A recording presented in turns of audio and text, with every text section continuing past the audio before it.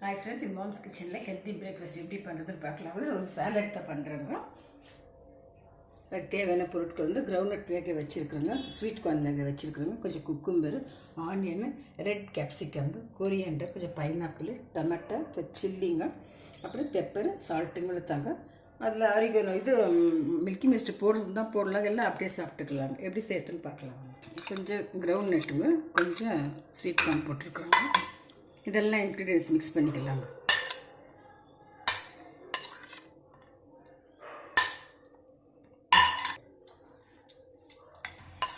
பைனாப்பிளுங்க, pepper salt போட்டுக்கலாங்க, கொஞ்சம் கொஞ்சம் அரிகனை போட்டுக்கலாங்க. இப்போ ரெடி ஆகிடுச்சு ஃப்ரெண்ட்ஸ். சாலட் இது ஹெல்த்தி சாலடுங்க. இது